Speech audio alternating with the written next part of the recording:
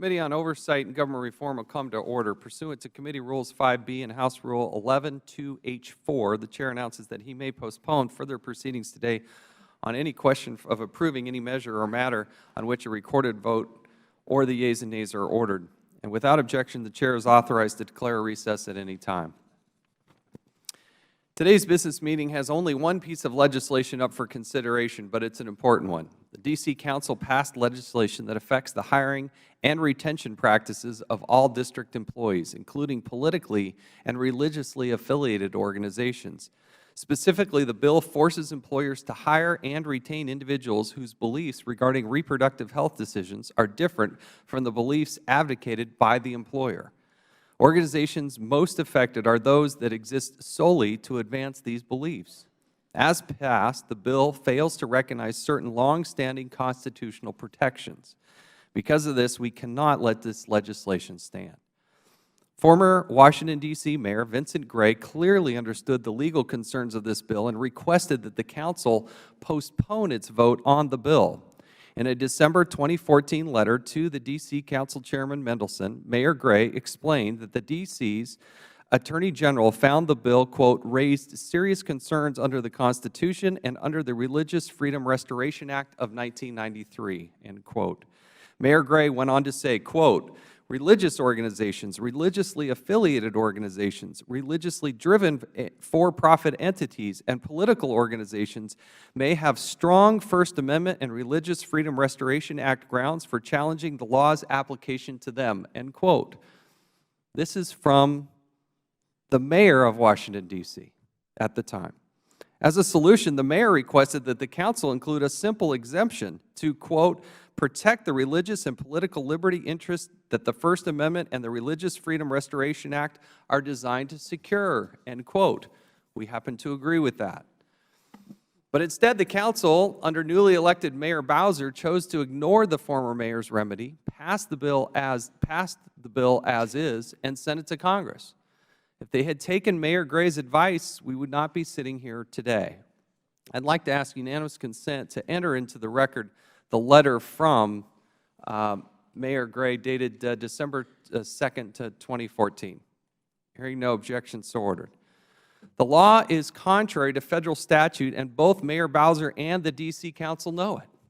The Religious Freedom Restoration Act, passed in 1993, prevents the government from creating any law, rule, or regulation that prevents an individual from freely exercising their religion. Based on this mandate, the Supreme Court recently held that certain corporations are not required to provide health insurance coverage for contraceptive methods that violates religious beliefs. From the way it was drafted, it is unclear if the D.C. bill violates this mandate, and both Mayor Bowser and the D.C. Council know this is a problem. In February, Mayor Bowser admitted the bill was ambiguous and requested that the Council pass temporary emergency legislation clarifying the bill doesn't require employers to provide insurance coverage for reproductive health decisions. I'd like to ask unanimous consent to enter into the record a letter from Mayor Bowser dated February 2nd, 2015. Hearing no objections, so ordered. The Council passed the Mayor's requested fix. But that fix is only temporary and does not address the constitutional concerns I share with Mayor Gray. I appreciate the Council's efforts to work with my staff, but until a permanent fix is created, the bill remains dangerously ambiguous. Given such ambiguity, and without a permanent fix, the bill cannot stand given the recent Supreme Court decision in the Hobby Lobby case. In other words, the bill Washington, D.C. sent to the United States Congress is not a bill that they even support. Mayor Gray doesn't support it. Mayor Bowser cited the problems with it. The D.C. District Attorney General said that there was a problem with it. But they haven't sent this fix to Congress. That has not arrived. Now, I did receive a letter today from the D.C. Council, but it still doesn't fix the problem. We have to deal with the exact piece of legislation that was presented to Congress. And both Mayor Gray and Mayor Bowser, the D.C. Council, and the Attorney General for Washington, D.C. all recognize that it's problematic. And so as emotionally charged and and convinced that this is the right type of bill that should pass, we have to deal with the legality of what is exactly before us today. I truly enjoy working with Mr. Cummings, the ranking member of this committee, and I understand that we are on different sides of this issue.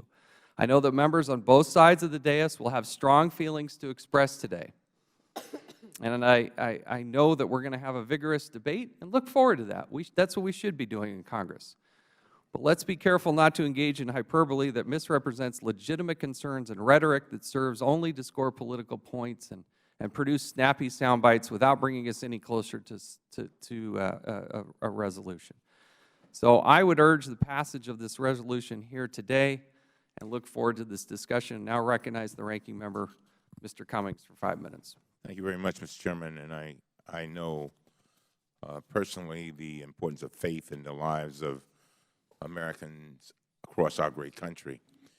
As the son of 2 Pentecostal ministers from a small church in Baltimore, I know firsthand how fundamental values can inspire communities to come together, worship, and help their neighbors improve their lives. In addition, as a lawyer and a member of Congress, I understand that we have an obligation to make accommodations when appropriate to avoid undue influence with the practice of religion. However, I strongly oppose the resolution before us today because it infringes on the reproductive rights of American citizens, allows employers to discriminate against employees based on their personal health decisions, and tramples on the rights of the people of the District of Columbia to simply govern themselves. In January, the mayor of the District of Columbia signed the Reproductive Health Non-Discrimination Amendment Act, which was passed by the district's elected representatives on the D.C. Council. The Act prohibits employers from discriminating against employees based upon their reproductive health decisions. It also protects the reproductive health decisions of their spouses and their dependents. Under federal law, a district law may be overturned if both houses of Congress vote to do so, and the President agrees within 30 legislative days. But this process, known as a resolution of disapproval, has not been used for decades, that is, until today. Apparently, the Republicans in Congress find the district's law protecting women's reproductive health decisions so shocking and so repugnant that they are resurrecting this virtually dormant tactic in an attempt to reverse it. I have several fundamental concerns with this action. First, Congressional Republicans are impinging on the rights of women in the District of Columbia to make their own reproductive health decisions without fear that their bosses will punish them as a result. For example, under this resolution, Republicans would permit employers to fire a woman because she has an abortion after being raped. I cannot imagine the trauma a woman in this terrible situation must suffer, but it would only be aggravated by losing her job after the fact. Under this resolution, the Republicans would allow employers to take other types of discriminatory actions. For example, Republicans would allow an employer to demote a woman or pay her less if she chooses to take birth control pills. This resolution would not affect only the rights of women. Republicans would allow an employer to fire a male worker because he uses condoms, because his wife uses a pill, or because his teenage daughter becomes pregnant out of wedlock. Something is wrong with that picture. So for those men who think this resolution does not affect them, think again. It affects everyone. This issue is clearly a priority for the Republican leadership. Our committee would not be resuscitating a decades-old process to overturn this law unless the Speaker and the Republican leadership were pushing it. But this is the same committee that brought the world Sandra Fluke. She wanted to come here, remember, to this very witness table and testify about contraceptives on February 16, 2012. But our former chairman refused to let her speak. He said simply she was not qualified. And then Rush Limbaugh joined in, cruelly disparaging her merely for wanting to express her opinion. Mr. Chairman, isn't that exactly what this committee is doing today to the people of the District of Columbia? They have spoken. They simply want their voice in their own government, and they want to rule themselves. They express their will, and their elected officials pass a law protecting their rights. But now this committee, the same committee that tried to silence Sandra Fluke, is trying to silence the voters of the District of Columbia. Far be it from me to give Republicans political advice, but this approach will backfire this time, just as it did with Sandra Fluke. She ultimately persevered. She gave a voice to millions of women across the country, and she was heard far and wide. And so with that, Mr. Chairman, I strongly urge all of my colleagues to vote against this measure, and I yield back. Thank the gentleman. Now I'll call up H.J. Resolution 43, and without objection, the first reading is dispensed with. The clerk shall report the title of the legislation. H.J. Res. 43, disapproving the action of the District of Columbia Council in approving the Reproductive Health Non-Discrimination Amendment Act of 2014. Thank you. I'd like to take a moment to discuss the procedure under which we will be considering the resolution this evening. It is my intent to give every member ample opportunity to discuss the resolution under the 5-minute rule, the same way we discuss every other measure that comes before the committee. In terms of amendments, however, the expedited procedures for the Home Rule Act provide that the joint resolution is unamendable on the floor. The Office of the Parliamentarian has advised us that this unamendability extends to the committee. Accordingly, amendments to the joint resolution will not be entertained. At this point, it would be appropriate to recognize members who wish to speak on the resolution that's before us today. We'll start with the gentleman from the district, the delegate, Ms. Norton. Thank you very much, Mr. Chairman, and I appreciate the conversations I've had with the majority and any and for that matter, any conversations you may have had with the district. On the other hand, I can see why the majority has scheduled this markup at the unusual hour of 5 p.m. There is no pride to be taken in what the committee is doing today. I should not have to state the obvious. The District of Columbia was granted authority to govern itself in the Home Rule Act of 1973, and I am the only member of this committee elected by and accountable to the residents of the District of Columbia. I will vote in committee today, but if this bill goes to the floor, I will not be able to vote on it, but every member of this committee and of Congress will be. A member from Tennessee, Diane Black, who is not even on this committee, introduced this resolution to disapprove a lawful and constitutional law of a jurisdiction that has no way to hold her accountable. What a free ride that is. Similarly, a chairman from Utah is using the outsized weight of federal jurisdiction to overturn a local law in contradiction to federalist local control principles that otherwise are the mantra of the majority. The D.C. law being questioned was transmitted to Congress on March 6th in time for a hearing.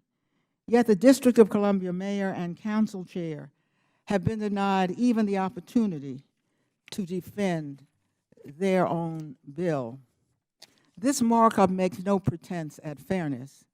The reason for Republican action today boils down to their political disagreement with the district's local law, their willingness to override their own local control principles, and above all, their subservience to the interest groups that are the prime movers for today's markup.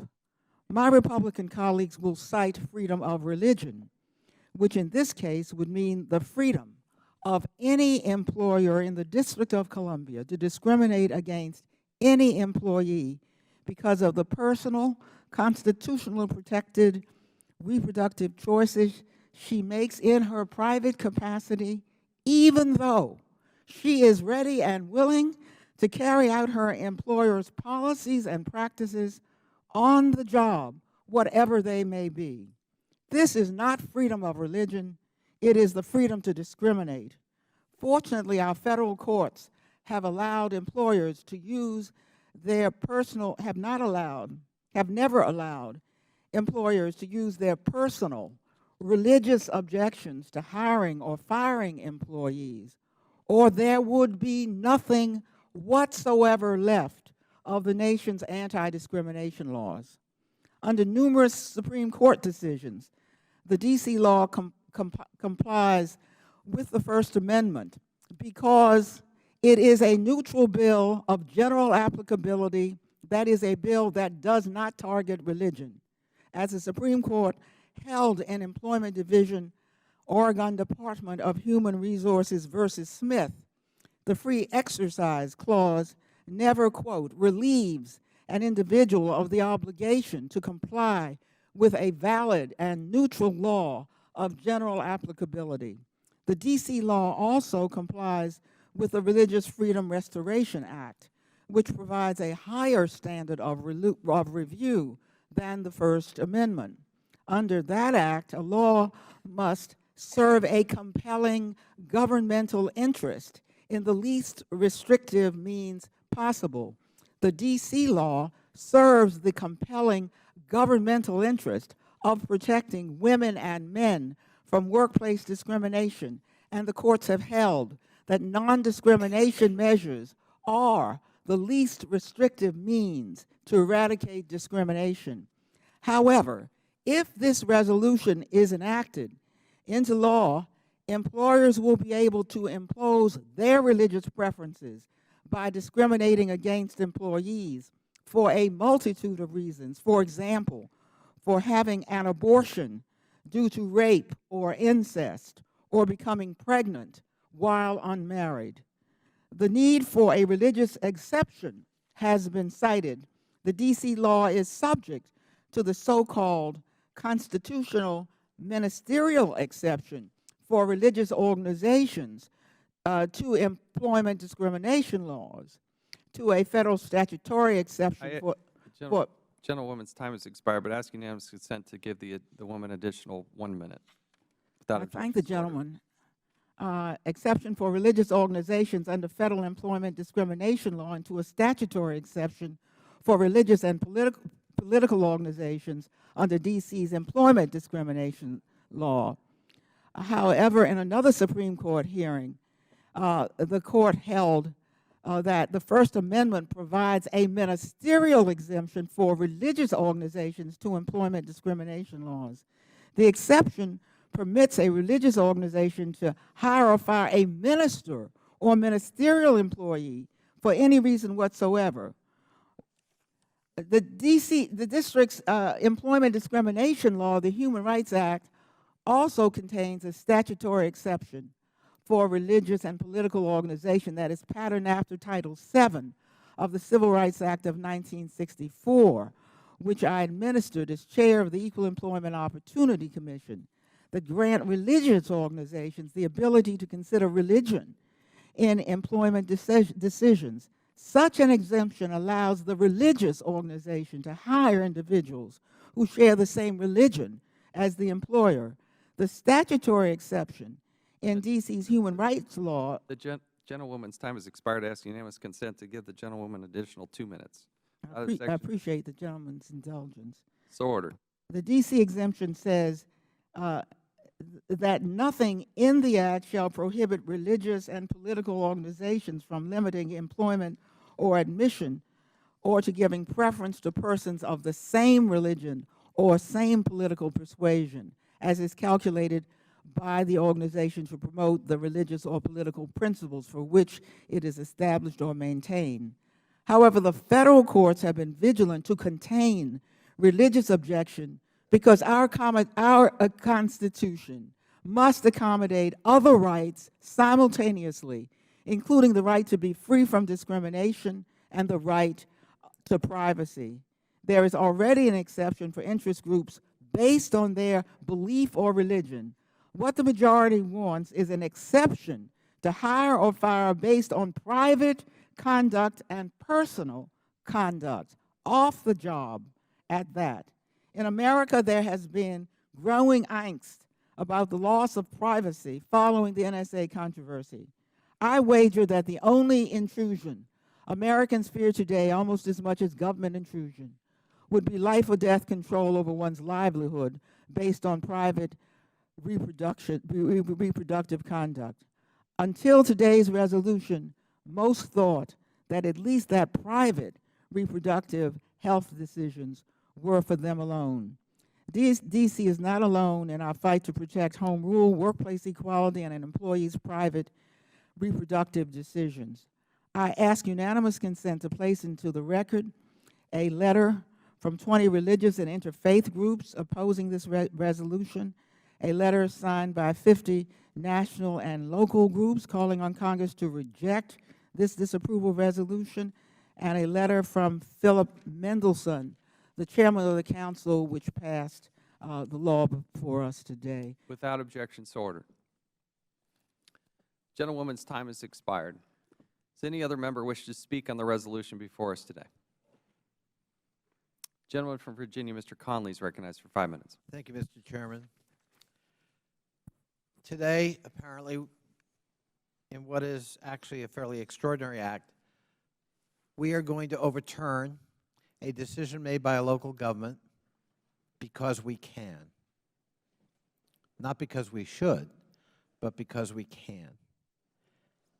If we really believe in the principle of self-governance, if we really want the devolution of as much power as can be devolved to local and state governments, today's predictable action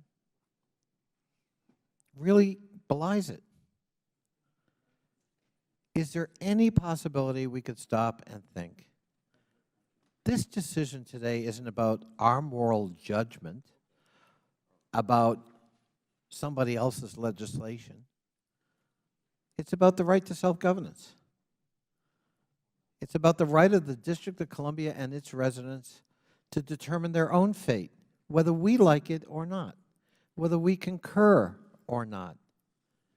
What member on either side of the aisle would welcome congressional intrusion in the jurisdiction and the governing acts of your local governing body?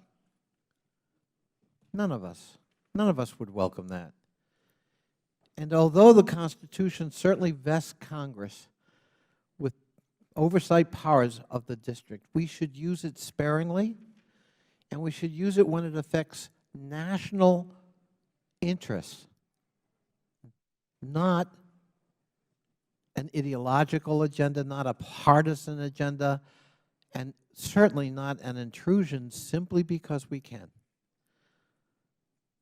The action we're about to take, in my opinion, is misguided. And if I were to talk about the substance of it, I would say that in the name of preventing bigotry, we're about to enshrine it. We're very divided on this subject. The country is divided on the subject. And the majority at the moment has the votes to prevail. And they're going to use those votes. That's why we have an extraordinary 5 o'clock markup. The last time we did this, I believe Dan Burton was in your chair, Mr. Chairman. And we were shooting at watermelons, and we were subpoenaing anything that walked, and we were engaged in conspiracy theories that brought discredit, frankly, upon this committee and its deliberations. You have consciously chosen to avoid that kind of histrionic. But I am disappointed that we have put this item on our agenda. I do not believe it belongs there. I associate myself with the remarks of our colleague and a friend from the District of Columbia, and I wish we would reconsider. I know that's a hopeless thought, but I wanted to register my strong disapproval about the action we're about to take. Thank you. With that, I yield back. Thank the gentleman. Does any other member wish to be heard? Committee will come to order. Committee will come to order. Chairman is responsible under the rules of the House and the rules of the committee to maintain order and preserve decorum in the committee.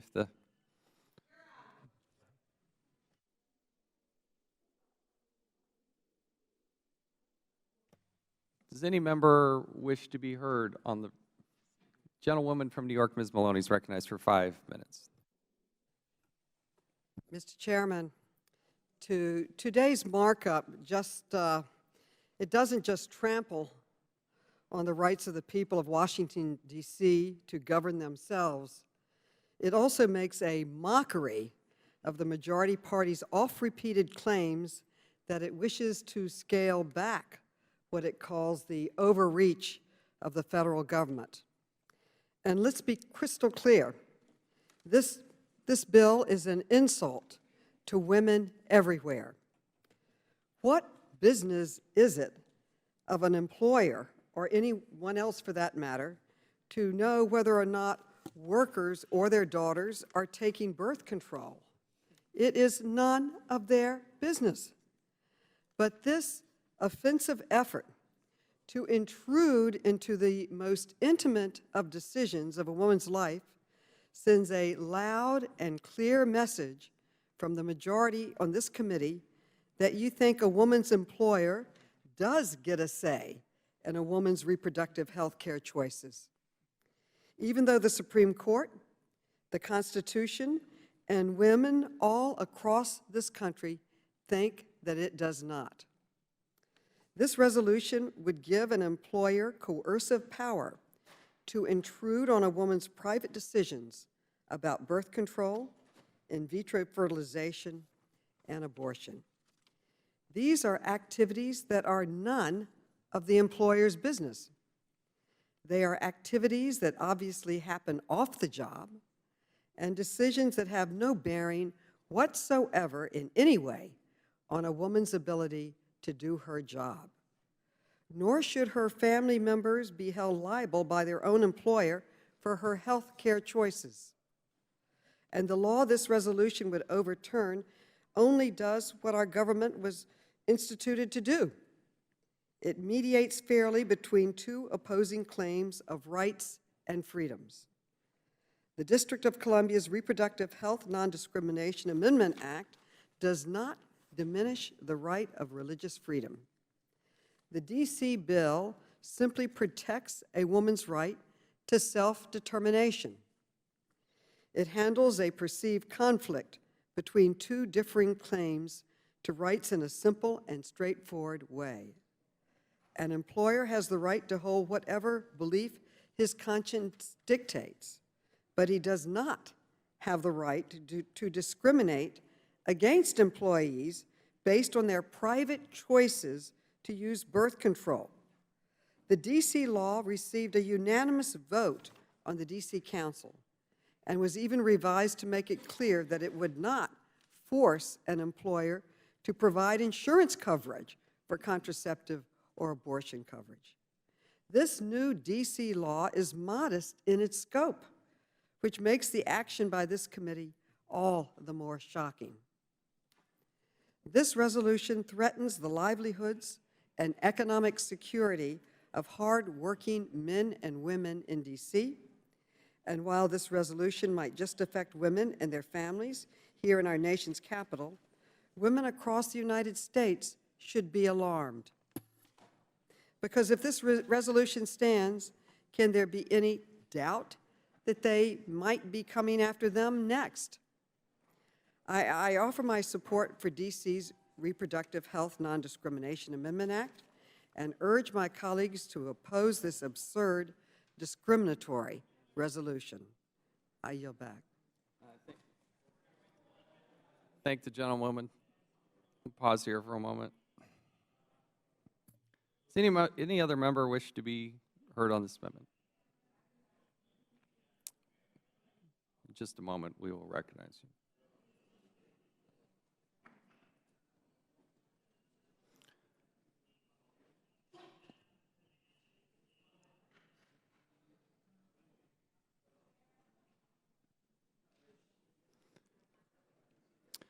Members will be advised that it is our intention to go until 6:30. 6:30 p.m. We do have a vote on the floor, so we will continue to do this until 6:30.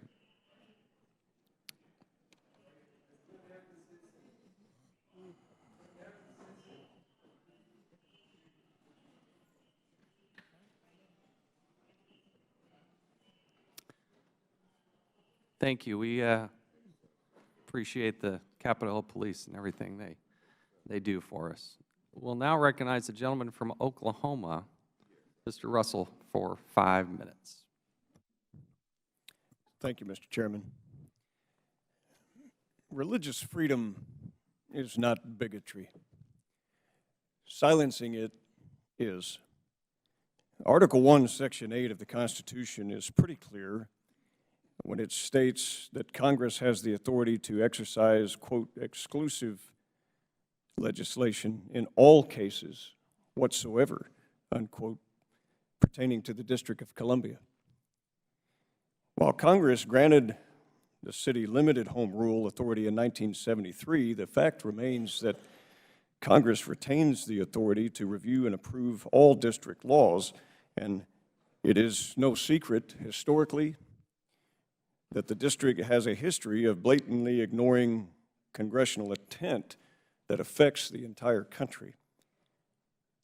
For example, the District of Columbia even broke the law and funded abortions in 1997 and 98 until it was uncovered, reported in the press, and stopped. It's also mindful to note in what is viewed as a local action is actually something with national implication. In 2012, the Supreme Court unanimously affirmed the right of religious organizations to hire individuals that support the mission of the organization where the individual is responsible for carrying out that. In their decision, Hosanna Tabor versus the EEOC, it states, the interest of society in the enforcement and employment discrimination statutes is undoubtedly important. But so too is the interest of religious groups in choosing who will preach their beliefs, teach their faith, and carry out their mission. When a minister who has been fired sues her church alleging that her termination was discriminatory, the First Amendment has struck the balance for us. The church must be free to choose those who will guide its way, unquote. This from the Supreme Court in a recent decision. There are some progressives, most all, are against murder. So are some and most all conservatives. The difference lies in that conservatives and many others who hold strong religious conviction that God creates life and it begins at conception, and consequently view killing unborn children as murder. It's not that a progressive or a conservative oppose murder, it's the difference that when we think a murder occurs. And violating that view in the forceful implementation of a D.C. law passed in some council by one or two individuals, it is the right of Congress constitutionally, in Article 1, Section 8, to hold these things in oversight and in trust for the American people. I, for one, not only stand for protecting life, but I also have defended nearly losing my own life in armed service combat around the globe in defense of the Bill of Rights of the Constitution of the United States. And so today, with my colleagues who I hold in high esteem and have great respect for, it's important to note that we may be called many names and we may have a view pushed upon us that makes us look draconian, but the fact of the matter is the First Amendment protects our religious liberty, and it is something that we should all be willing to die for. And with that, Mr. Chairman, I yield back. Thank the gentleman. Now recognize the gentleman from Massachusetts, Mr. Lynch, for 5 minutes. Thank you, Mr. Chairman. And I appreciate the amount of time that you have afforded our representative here in District of Columbia in order to express her views. I'd like to express my strong opposition to the House resolution 43, introduced by Ms. Black of Tennessee last week. This resolution would disapprove of the Washington, D.C. City Council's unanimous adoption of the Reproductive Health Non-Discrimination Act of 2014. This local act addresses employment discrimination. It is an employment protection ordinance, plain and simple. And it was signed into law by, it was passed unanimously by the D.C. City Council and signed by Mayor Muriel Bowser in January of 2015. Now, in light of the diversity of opinion on this committee, it's not surprising that members hold different views of the merits of the D.C. City Council vote on this issue. However, I'm fairly certain that we all share a genuine commitment to upholding the core democratic principle of local self-governance as we represent the geographically and demographically distinct areas that make up our various congressional districts across the country.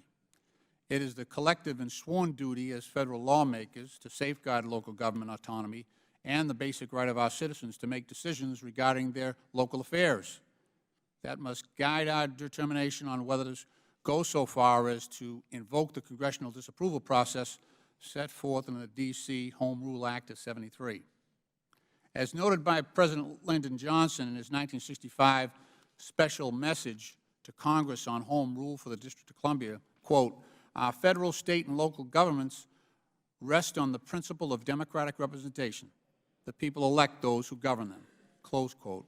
Accordingly, President Johnson underscored that self-government for the District of Columbia would not be an innovation, but rather simply mark a return to the bedrock principles of our republic.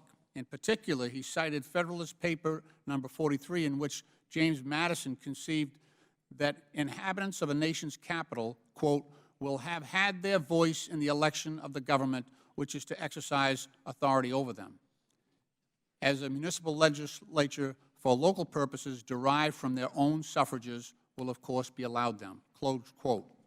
In this vein, the 93rd Congress enacted and President Nixon signed into law the District of Columbia Self-Government and Government Reorganization Act, otherwise known as Home Rule. While this legislation expressly preserves the authority of Congress to review acts adopted by the D.C. City Council, the bill's text and legislative history also reveal a congressional intent to confer significant legislative authority in the District of Columbia over local matters.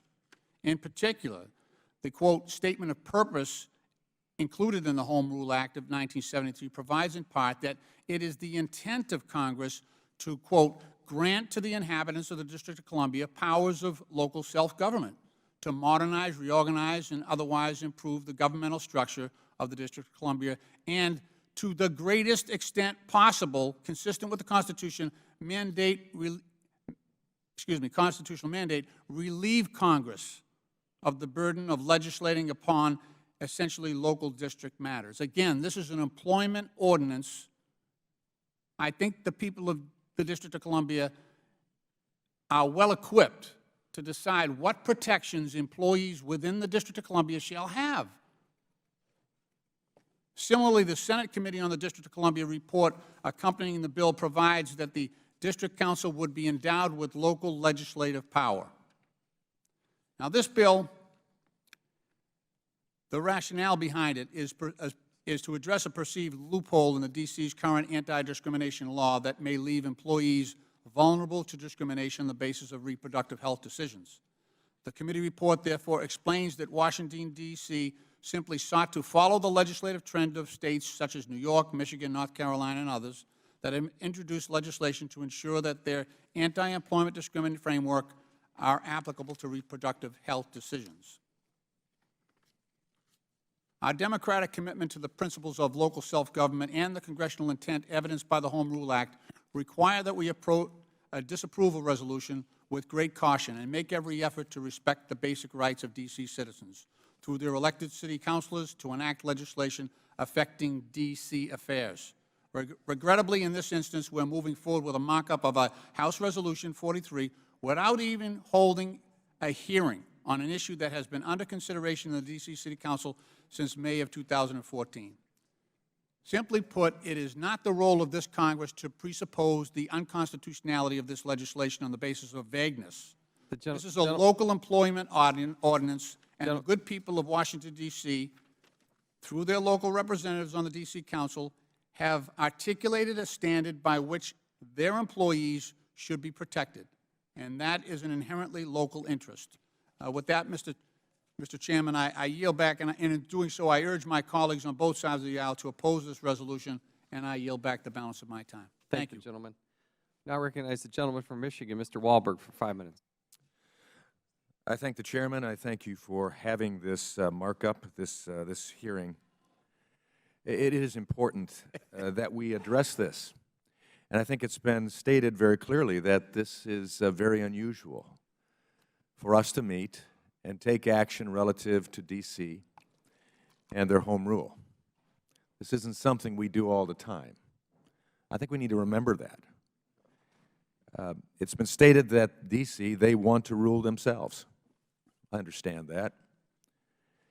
But we would not suffer states or local communities to simply say, we want to rule ourselves, and so we will do anything we want, regardless of how it violates the constitutional individual rights that are placed in the Constitution for specific purposes of freedom and liberty, within the constraints of making sure that we never violate anyone's inalienable rights.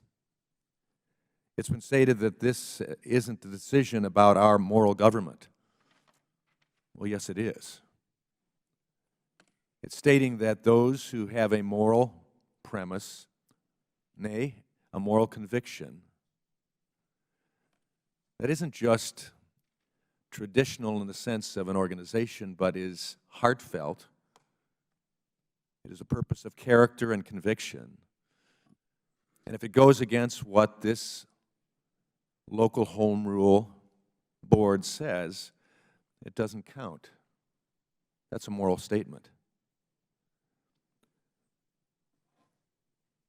This is really not an issue of home rule.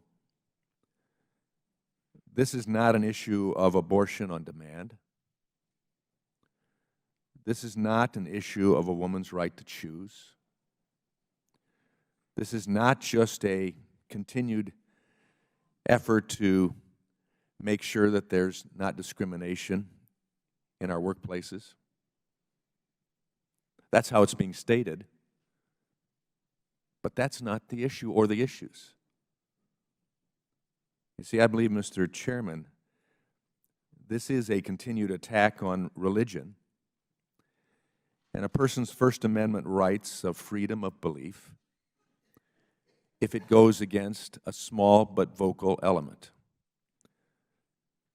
You see, as a pastor and a minister myself, I never wanted to discriminate against anyone coming to my church. In fact, I hoped that people would come to my church who disagreed with me, and I'd have an opportunity to offer them my beliefs for them to consider. I wanted to see their life changed if indeed they saw that as a necessity for them to change and move a perspective that I had. Otherwise, they were free to make their decisions. Mr. Chairman, I wonder what will be the position of my colleagues when an employee of Planned Parenthood comes to a conclusion that abortion isn't a good thing, and that employee of Planned Parenthood decides that they will speak out publicly against it, but remain under the employee of Planned Parenthood because that gives them a framework and a format.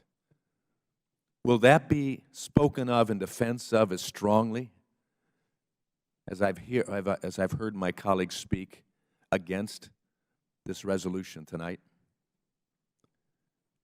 Ideas have consequences.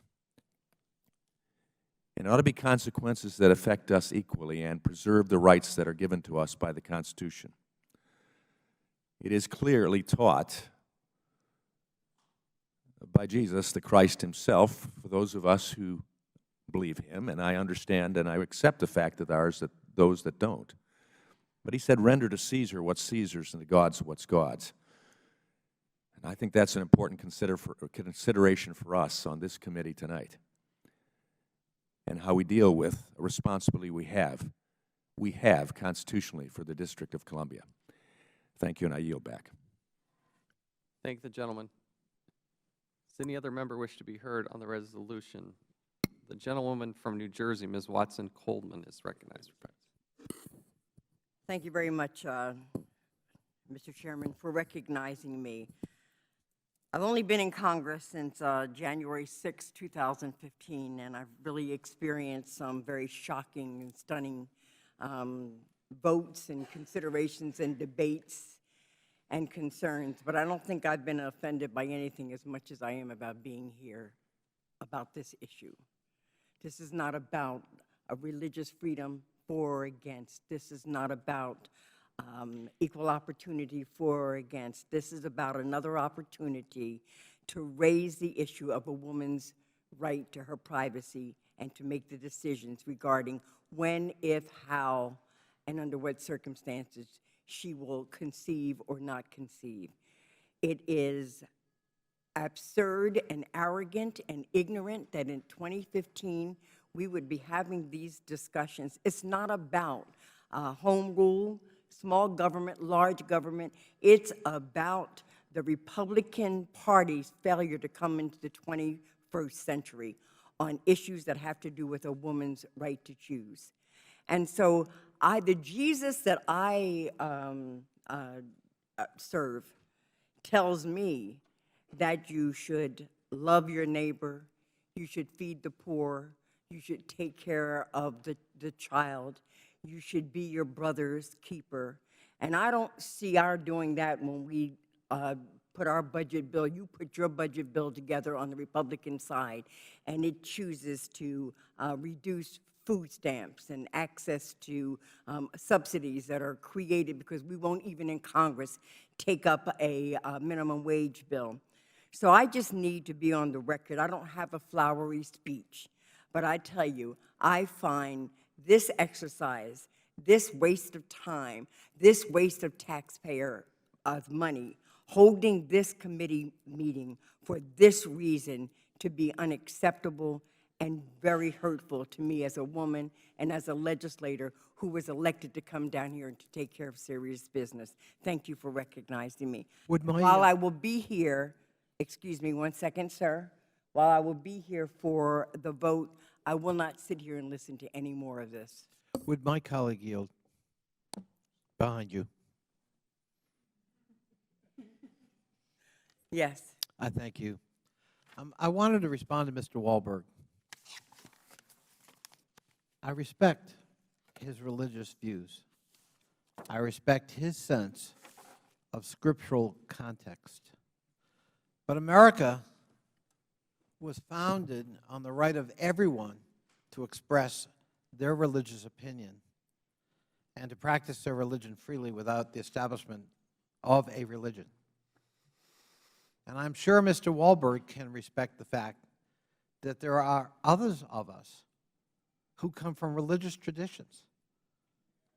You, Mr. Wahlberg, indicated you are yourself a minister. I studied for the ministry, for the Roman Catholic ministry. And I am steeped in the social justice doctrine of my church. But I certainly don't think that it is my job to propound the dogma of my church as a member of Congress. I think I have a responsibility to reflect the plurality and diversity of religious traditions as an elected representative of the people. That doesn't mean that I'm not informed by my values and my religious background, but I have to respect the fact that there are other points of view, and I have to somehow reconcile that. And I just wanted to say that to my friend because— Would the gentleman yield? I would. Well, actually, Well, it's up to Ms. Watson Coleman to yield. But I'm done. I wanted to say that.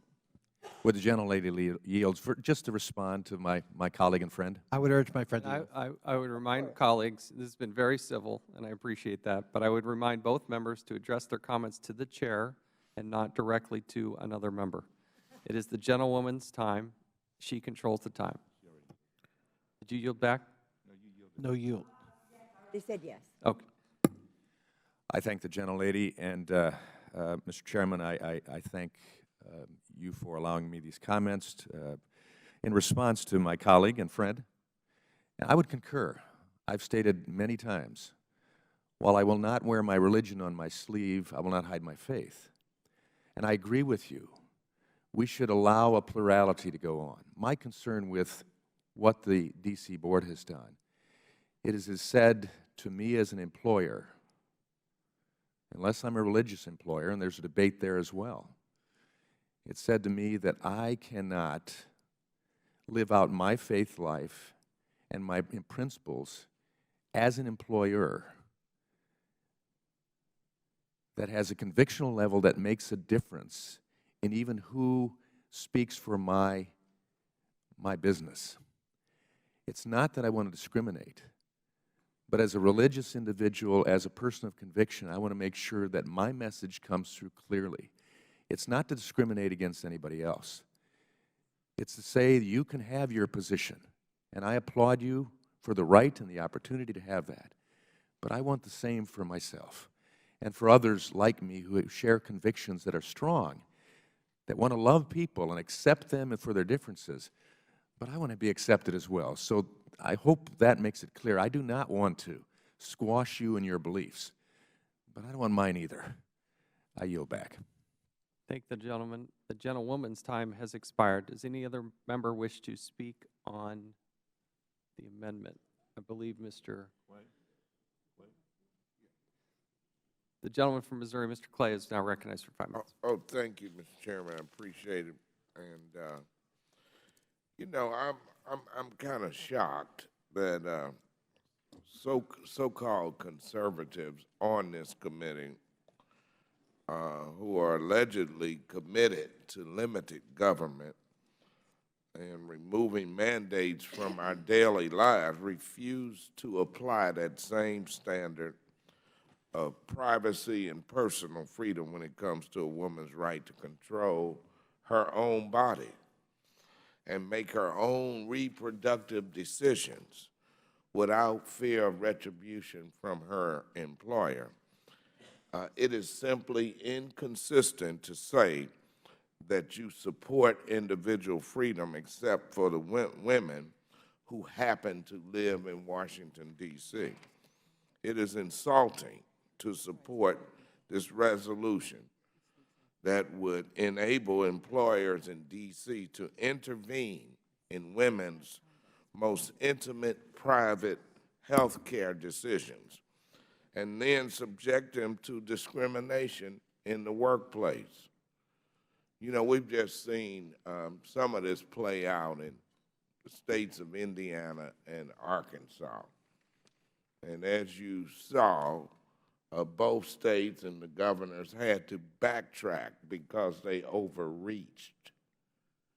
And so, you know, by disapproving the RHNDA, this Republican resolution would allow D.C. employers to fire employees for using birth control or in vitro fertilization or any other reproductive health care service that is contrary to a particular religious point of view. House Republicans would even allow employers to fire employees for the reproductive health decisions that their employers' spouses, employees' spouses and dependents make. So I ask my colleagues in the majority to be mindful that while employers are entitled to their religious beliefs, they cannot use those beliefs to discriminate against their employees based on their personal reproductive health care decisions. If you truly believe in personal liberty, then this misguided attempt to overturn a legitimately enacted local law is wrong. And I ask my colleagues to join me in opposing this repugnant resolution. And, Mr. Chairman, I will stop there and yield back. Gentleman yields back. Does any other member wish to be heard? The gentlewoman, Ms. Kelly from Illinois is now recognized for 5 minutes. Thank you, Mr. Chair. My question is, where does this end? We hear time after time, as my colleague just said, the government is too big, Big Brother's watching, government is too intrusive. Overturning this is certainly intrusive. So it seems to me that we use intrusiveness as it's convenient. I associate myself with what my prior Democratic colleagues have said, but this is another example of women being second-class citizens. Overturning this is penalizing women and their families. We talk about religious freedom, but it's only free if you think like the majority, whatever that happens to be. So much hatred and discrimination in the name of the Lord. Slavery, lynching, the Holocaust, Selma, Japanese internment. I can go on and on and on. The residents of D.C. voted these reps into office, and what is the point of them having a vote if we are not respecting their choices and what they've decided for D.C.? I'd like to yield the rest of my time to Congresswoman Eleanor Norton Holmes. I thank the gentlewoman for yielding. I'd simply like to clarify, since ministerial exception has been raised here on my side and on the other side, that the ministerial exception means that a religious organization can hire or fire a minister for anyone at any time for any reason. And a religious organization can hire or fire any employee for any reason, including a janitor, because it is a religious organization. As to the example that was raised about Planned Parenthood, that suppose somebody spoke out against abortion, the employee must be willing to carry out the mission of the organization. So if someone, and that goes for all organizations, this is about conduct, not belief. If you get hired by an organization that is not in tune with your own belief, it is with the understanding that you must carry out the mission of that organization. If you do not, you can be fired. I hope we do not get conduct and belief confused. And I thank the gentlelady for yielding. Does the gentlewoman yield back? I yield back. Gentlewoman yields yield. back. Does any other member wish to speak on the resolution? Gentleman from North Carolina, Mr. Meadows, is now recognized for 5 minutes. Thank you, Mr. Chairman. And I just want to acknowledge the civil debate that's been going on here, and I think it's a testimony of our desire to make sure that the rights of all individuals are upheld. I would like to point out that the delegate, as she so eloquently put it just now with a ministerial exception, that particular language is really not in the bill. It's not in the law, and it's very clear that if indeed that the intent is to give broad ministerial exceptions, then certainly we can have a whole lot more to talk about, and the delegate knows that I'm anxiously trying to find a way that we can avoid this, because certainly I agree with the chairman. I would prefer not to be here today debating this disapproval resolution.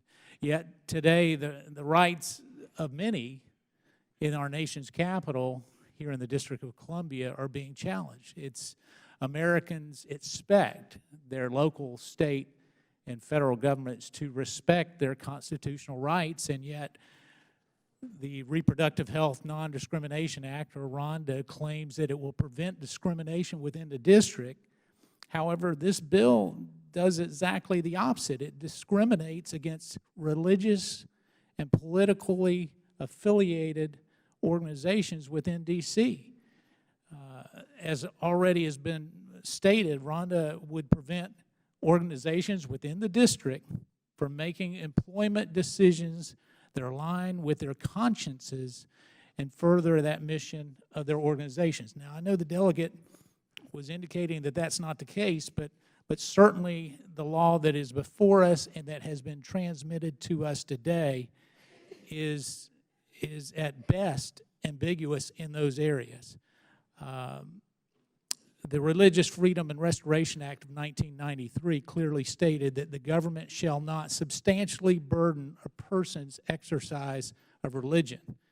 However, provides an exception that a government may substantially burden one's exercise of religion, provided that it is the least restrictive means of furthering that compelling governmental interest.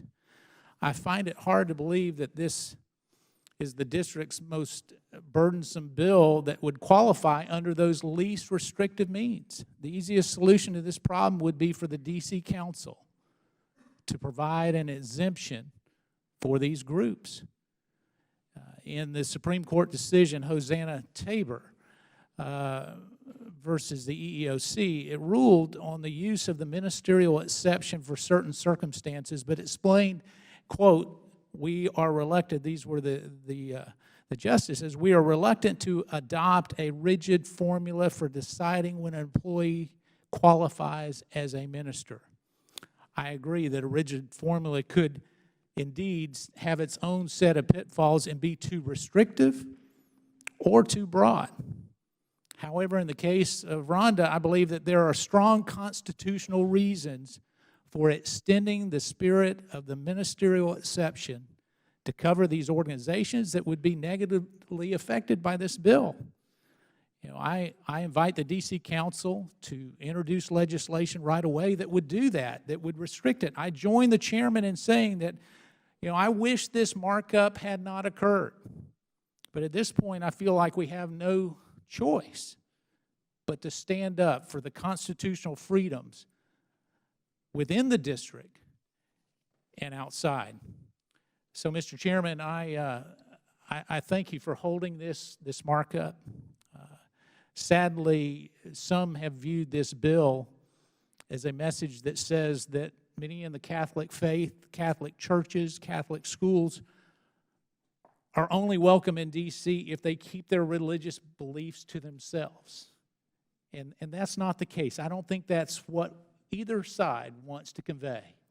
But it's important that we clarify this language and make sure that we're not trampling on the rights of others at the expense of trying to uphold some other home rule and protect government. Now, Will the gentleman yield? You have time. Surely. So I would like to yield just to offer the clarification you desire. And I'm quoting from the D.C. Human Rights Act of 1977. Nothing in this chapter shall be construed to bar any religious or political organization or any organization operated for charitable or educational purposes which is authorized, supervised, or controlled by or in connection with a religious or political organization from limiting employment or admission to or giving preference to persons of the same religion or political persuasion as is calculated by the organization to promote the religious or political principles for which it is established and maintained. This goes even beyond the constitutional basis for the ministerial exception. Thank the gentleman. The gentleman's time has expired. Now recognize the gentlewoman from Michigan, Ms. Lawrence, for 5 minutes. Thank you, Mr. Chairman.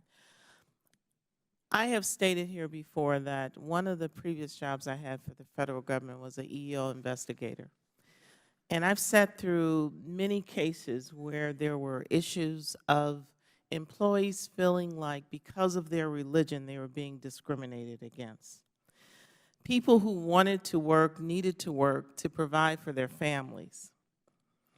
And then you add on top of that, as a woman, the fact that I have a choice to make a decision that's right for me, with my God, right for me, for my personal health, right for me with the decision between my spouse and I or the father of the child, will even be a consideration for my employment. Right now, it saddens me to be a member of Congress.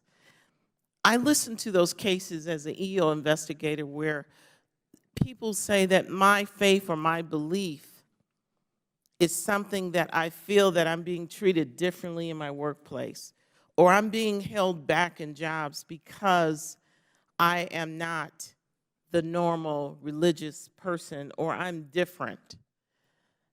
And I would, use the law, and I would use Title VII of the Civil Rights Law, and I would investigate and interview and educate about how important it is, how legally it's responsible for an employer to not discriminate against a person because of their religion. I find it difficult to believe that what we're talking about does not insert the pure intent of Title VII. I have the right, and I work for the federal government, and I know I work next to people of all different kind of beliefs. It did not impact their ability to work. It did not change their character. It was their faith and their belief, and they were hired to do a job. And at no time did we say that you cannot sit at this desk or use this computer because who you call your God. It is, I have repeatedly told individuals, because I'm very much pro-choice, I said, you know why I'm so passionate to be pro-choice? So you as a woman will have the choice to be pro-life if you choose. You have the choice to make a decision if it's between your health and giving birth, that you can make that decision. That if your husband and yourself have to look each other in the eye and make a decision, or you as a single woman by yourself, or a woman who's been a victim of incest or rape, can sit there and make a decision about her own body. I'm passionate about that. And why we keep bringing this discussion forward again and again, I want you to have your right to have the faith that you feel is right for you, to call on the God that you want. Also want myself and other women to have the choice to do what's right when it comes to their reproductive rights. I don't want to tell you to have an abortion. I don't want to tell you to have your child. I want you to have the choice as a woman to make that decision. And in America, that is what we built this country on, religious freedom. When the boats were coming from all over the world to set their foot on this amazing land we call the United States, is because the majority of them wanted religious freedom. And they could open a business, they can go work in a factory next to someone who was totally different to them, and we wave the flag and say, we're America. We're America because every man and every woman is free. But then we consistently bring laws and these policies forward it's the slippery slope of moving back to a period where you are discriminated against or treated differently because I have the right to do it because I'm a member of Congress.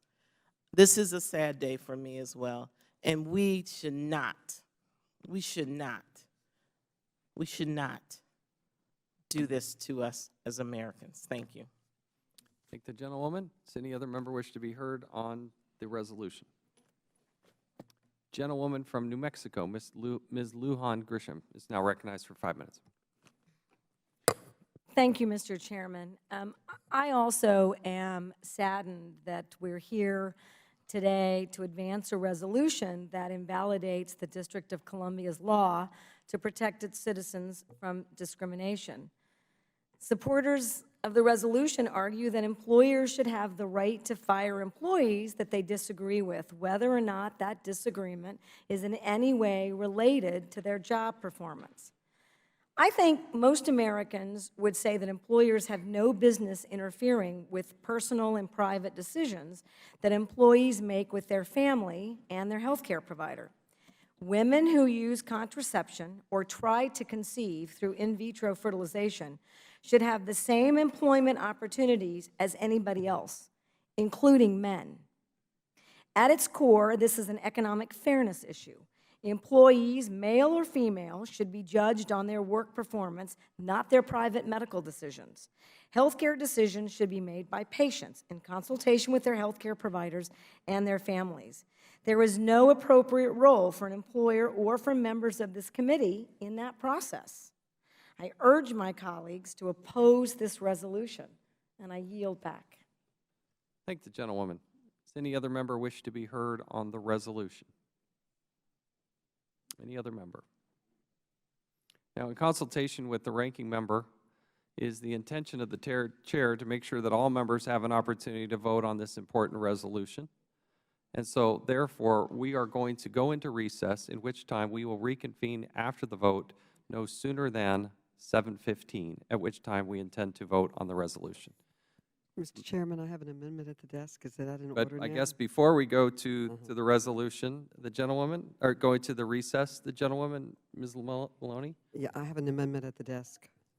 As mentioned earlier, the expedited procedures for the Home Rule Act provide that the joint resolution is unamendable on the floor and thus unamendable in the committee. Your amendment is not in order. We cannot entertain any amendments to this resolution. But I feel strongly about it. I'd like to go on the record that I have an amendment that I believe should be put in order, and I think it's an important amendment. If you want to rule it out of order, it's up to you, but I'd like to put it forward. We, unfortunately, we checked with the parliamentarian prior to this actual markup, and under the rules, we are not allowed to entertain an amendment. Okay, I yield back. Thank the gentlewoman. So as I was Mr. Chairman, I also have an amendment at the table. The gentlewoman bring is, forward. as was mentioned, the expedited procedures for the Home Rule Act provide that the joint resolution is unamendable on the floor and thus unamendable in committee. We simply cannot, under the rules, entertain any amendments.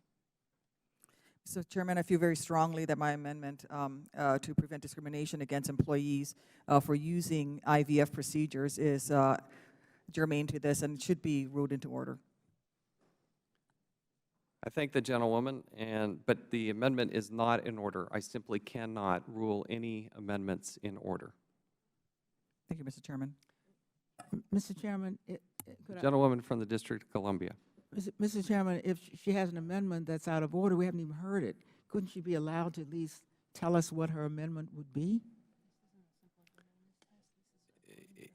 It's according, what I'm advised, it's according to the Home Rule Act. I'm simply unable to even entertain the amendment, in any amendment.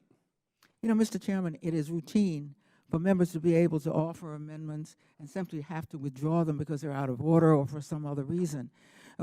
Even the mayor and the city council have been able to defend their law. So for this member not to be able to say what our amendment would be leaves me wondering, well, what would it be? If it's out of order, then it's out of order, and it won't be upheld. I thank the gentlewoman. All amendments are out of order. I'm happy to recognize Ms. Duckworth for 5 minutes if she would like to speak on the resolution overall. And will the gentlelady yield? Or The gentlewoman doesn't control the time. will the Does the gentlewoman, Ms. Duckworth, do you care to be recognized to speak? Yes, I would, Mr. Chairman. Gentlewoman is recognized for 5 minutes. Thank you, Mr. Chairman. Mr. Chairman, what I had wanted to offer was an amendment to make it clear that no one in the District of Columbia should have to fear facing punishment from their boss for trying to start or expand their family. My amendment would have prohibited an employer from discriminating against an employee who uses infertility treatments. I recently experienced the extreme joy of becoming a mother for the first time. This miracle was not possible without the aid of in vitro fertilization, something that I was told, like my pregnancy likely could not have happened without in vitro due to the excess radiation exposure I received during treatment for my combat-related amputations. I feel very strongly that it is heartbreaking to know that women in our country could be fired simply for using in vitro. For example, Emily Hertz, a language arts teacher at Catholic schools in Indiana, was fired after school authorities discovered that she and her husband used in vitro to try to start a family. They sought IVF treatments after learning that she suffered from a medical condition that caused infertility. She was told that the procedure was contrary to church teachings, and as a result, her teaching contract would not be renewed. Last December, a jury sided with her, awarding her damages in the case. Those seeking to start a family should not have to choose between getting the fertility treatments they need or keeping their jobs. This is not about religious freedom. It is about the freedom to make an incredibly personal and significant decision without having to consult your employer. Employees like Emily Hertz should be judged at work based on their job performance and not on private decisions they make with their families and doctors. That's exactly what the D.C. Council intended to ensure in passing this resolution to protect the women in D.C. from facing the same discrimination that Ms. Hurst did. I urge all members to support this resolution. I urge all members to oppose this attempt by the majority to limit the rights of the people of the District of Columbia, because in this day and age, the last thing we should be doing is punishing couples who are having difficulty starting a family. I yield the remainder of my time to Ms. Maloney. The gentlelady yield me some of her time? I will remain the remainder of my time to you. Thank you. Oh, I thank the gentlelady for allowing me to speak. I have an amendment at the desk which I think should be put in order. But in any event, I would like to put my amendment for it because I feel strongly about it.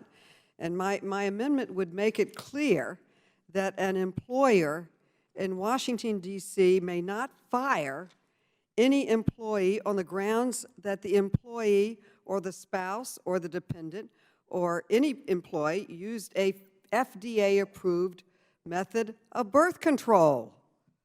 Researchers and staff at the FDA have a rigorous process to determine the efficacies of drugs on the market.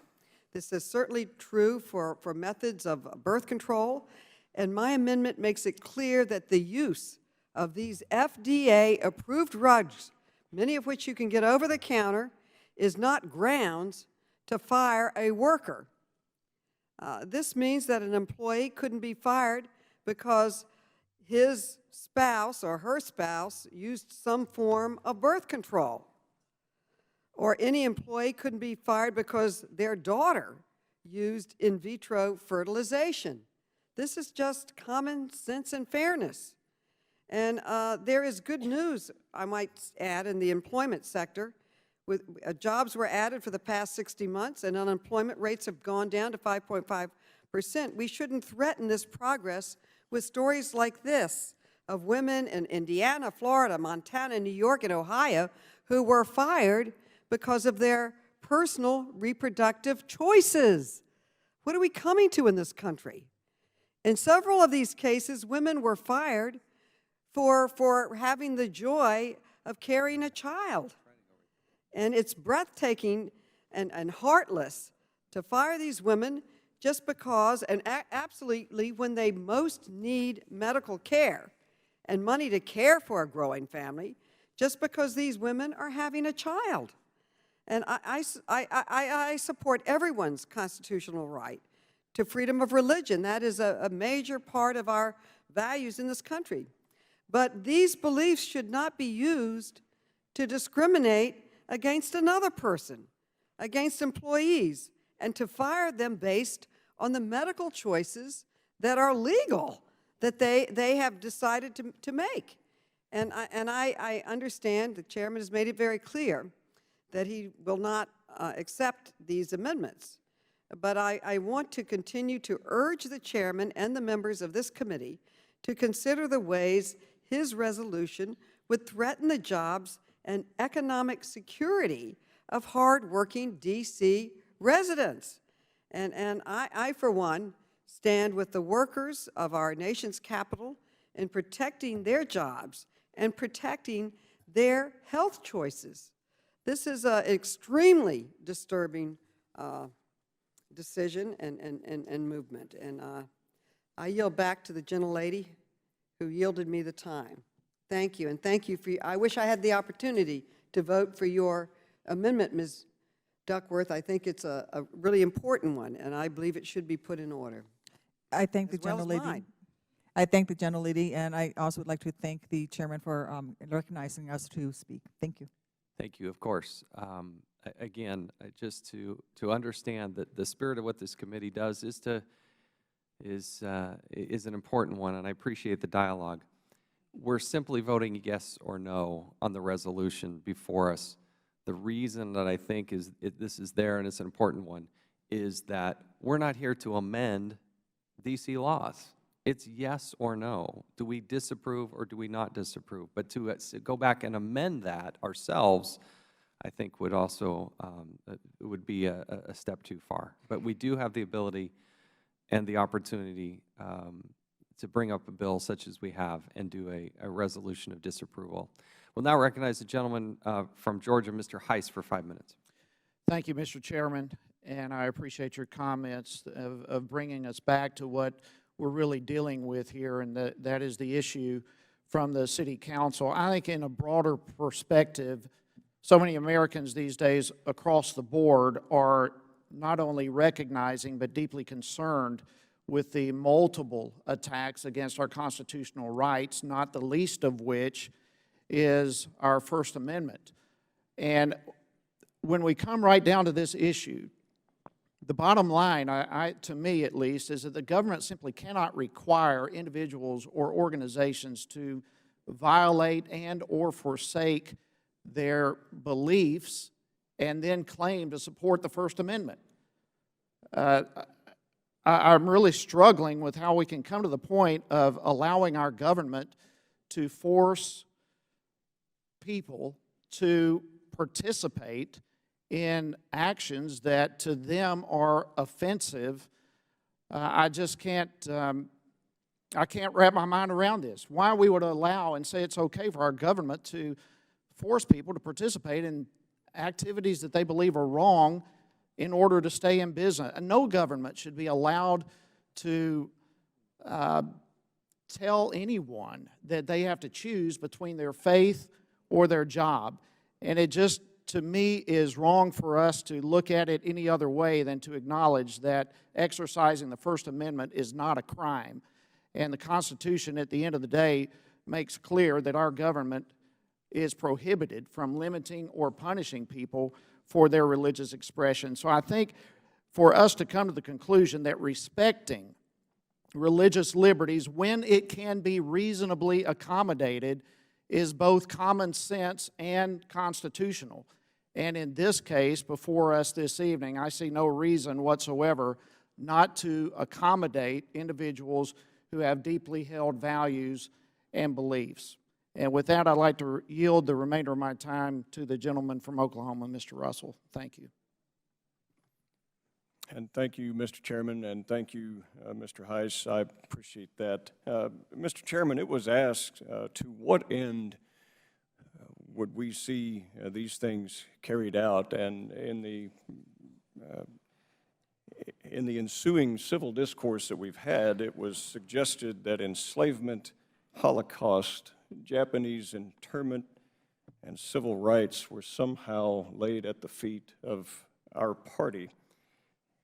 I would like, having a master's degree in history, to point out that enslavement was ended by Abraham Lincoln, a Republican, and abolitionists were also Republicans. The Holocaust, the Jewish immigration quotas and restrictions that were imposed by our nation was done under a Democratic executive with a democratically controlled Congress. Japanese internment laws were put into place by a democratically controlled Congress and a Democratic executive. Jim Crow laws, like my state in Oklahoma, they were done at the time by Democratic legislatures that intruded on those civil rights. And while I understand that few today, to include our distinguished members on both sides of the aisle here, would suggest that any of these policies were good, I do think it's important, Mr. Chairman, to point out that historically they do not belong to the Republican Party. It was also suggested that the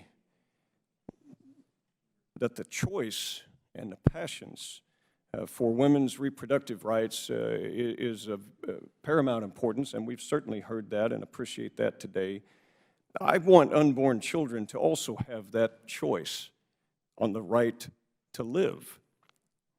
Until they have that voice, I will make no apology for being theirs. Thank you, Mr. Chairman, and I yield back to my colleague. Thank you. The gentleman, Mr. Heiss, yields back. Does any other member wish to be heard on the resolution? At this time, the committee will stand in recess. It's the intention of the committee to reconvene at 7:15, no sooner than 7:15, after the conclusion of a vote on the floor, which will happen at any moment, and we intend to have a vote at that time. Question? Committee stands in recess. Question, Mr. Chairman. Do you anticipate a recorded vote or a voice vote? I'm sure it will be recorded.